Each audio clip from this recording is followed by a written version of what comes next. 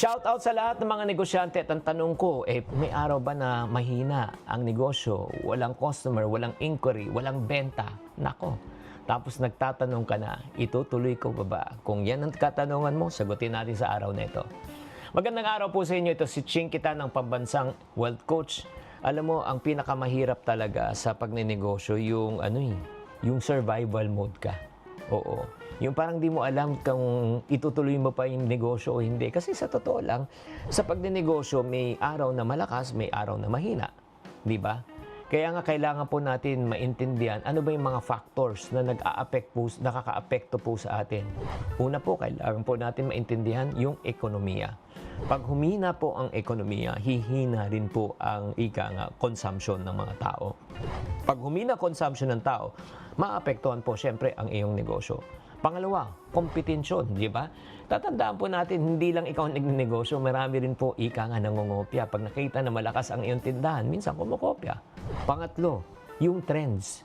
Baka nung pagpasok mo ay uso, pero ngayon ay wala nang uso, kaya humihina. At pang-apat, isipin din po natin yung tinatawag na buying behavior ng mga tao. Dati, pumupunta sa mga department store, sa supermarket ang mga tao, para mamili. Pero ngayon, online na po. Nagpapadeliver na lang. Di ba? Kaya kahit malakas ang negosyo mo ngayon, pwedeng humina yan. Kaya kailangan mo, ito yung gawin mo. Pag mahina ang negosyo mo, una, huwag magpanic. Kasi pag mahina ang benta, isipin mo. Di ba? Ano ba ang dahilan? Di ba? Kung bakit humina ang negosyo ko? Dahil ba hindi na ba maganda produkto ko? Tumaas na ba yung presyo ko? O may kompetensya na ako na mas maganda at mas affordable? Pangalawa, build an emergency fund. Yan ang isang pinakamalaking dahilan. Sinasabi ko parati, pag kumikita ka, huwag mo gagastusin lahat agad. Kailangan magpondo ka sa panahon ng kagipitan at humina ang iyong negosyo. Pwede mo pang itawid ang iyong negosyo. Pangatlo, pag-aralan mo yung numero. Di ba? Check mo kung ano yung mga best-selling products mo. Kailan ba maraming tao? Kailan naman mahina? Di ba? Anong hindi bumibenta? Ang mga hindi bumibenta, tanggalin na.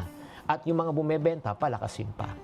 At syempre, last but not the least, napakahalaga po na kung kumikita ng isang negosyo mo, magtayo ka pa ng pangalawa or i-expand mo ang iyong existing business. Why? You got to diversify your income sources. Huwag mong iaasa lahat sa isang pinagkakakitaan. Bakit? Pag humina tong negosyo na ito at wala kang backup, nako, nga.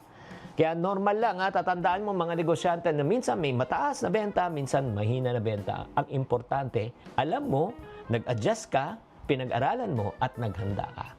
Sana nakatulong tong episode na ito. Tatandaan, tamang karunungan, tamang disiplina ang susi sa pagyaman.